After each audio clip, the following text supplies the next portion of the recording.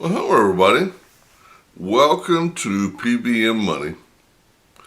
Today, I want to give a special shout out to all the churches out there, specifically the small and medium ones. And I don't want you to think that I'm singling you out for a negative reason, but I am singling you out, and I'll tell you why.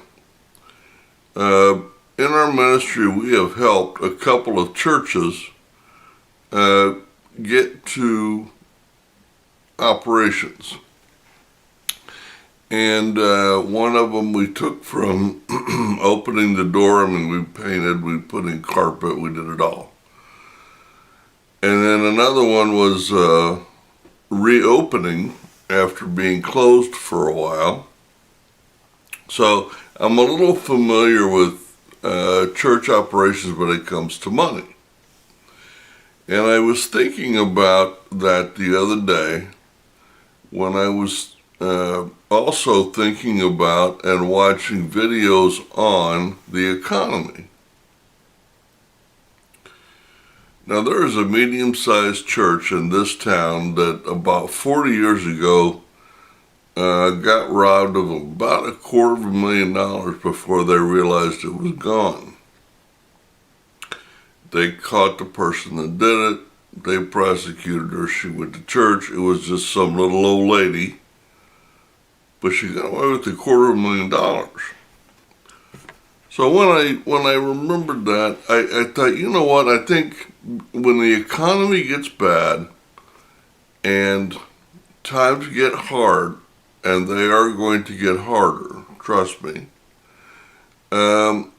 small businesses, but specifically small churches, need to tighten up on their security. Now, the reason you are specifically targeted is because most of the people in churches that handle money are volunteers. And a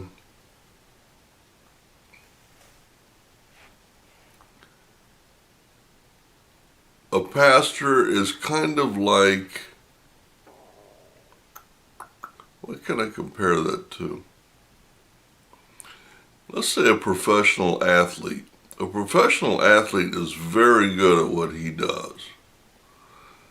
But 9 out of 10 of them, after they get out of the sport for a few years, they're broke because they don't know how to handle money.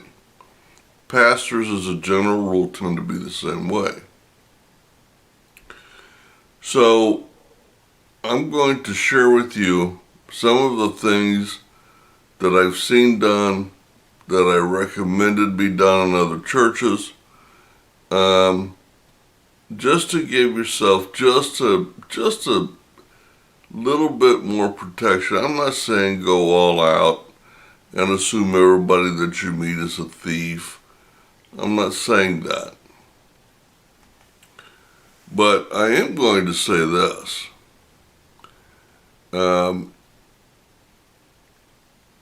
Between the church, where the money is collected, and the room where the money is taken to be counted, make sure you have cameras all along the way and recording, and change the tape every week.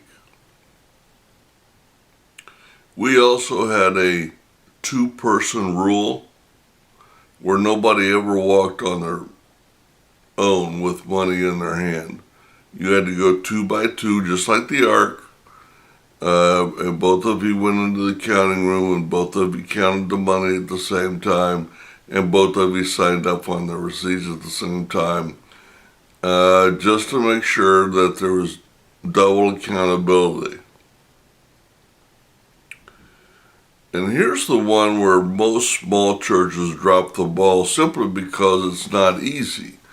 And that is 2 signatures required for every check or withdrawal. That way, if there is a thief, there's going to be 2 thieves. not just one. And specifically a small church, 2 thieves will stick out a lot more than just one. Now, when you have mostly volunteers handling your money, it's easy to have 2 people do that. So what I would do is I would have cameras along the path to the counting room, several cameras in the counting room, and have 2 people sit there with that money and doors locked until the service is over, and then the pastor goes back, tells everybody goodbye, then goes directly into the counting room and supervises the counting. That's how I would do it. Then put the money in the bags with the note that says how much is inside and the counter signature. You have 2 bags, you put them in the vault, and nobody has a combination to the vault except the pastor. Now, some churches have a treasurer, and if that treasurer is on staff and insured, then they should have a combination. If not, they do not. Just the pastor.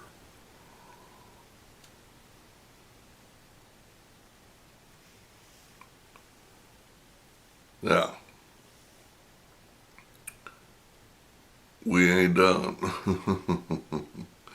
Because now you got the money safely collected, you got the money safely counted, you got it safely bagged up, and you got it safely in the lock.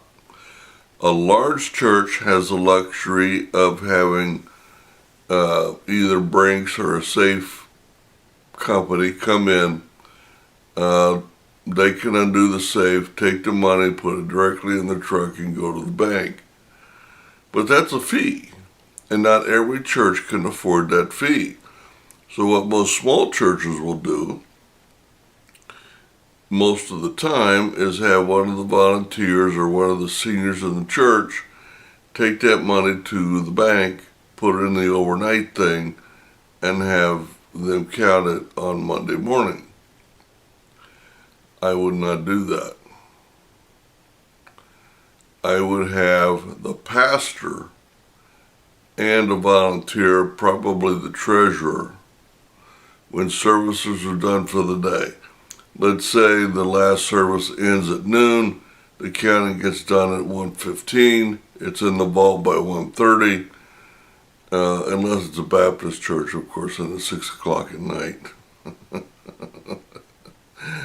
I've been to both. But when the day is done, just like in a restaurant, you don't leave that money overnight. The pastor plus one person, again, the 2 people rule, takes the money to the church, puts it in the overnight counting, and now you're done. And I would do that every Sunday and every service. And frankly, some Bible study classes collect money. This advice is just as good for Bible study classes as it is for the church body as a whole. So I just want to give a quick shout out to the bank, or to the little, specifically the little churches, but all churches, because as the economy gets worse and worse, you will become more and more vulnerable, and especially if you've got volunteers or trusted seniors in the church taking care of it, you are at risk. So tighten up your security a little bit. You don't have to make a big fanfare about it, but tighten your security, install some cameras, change a few rules, change your timetable up every week, just to be safe. That's all I wanted to talk about. You guys have a great day, a great week, and happy investing and saving.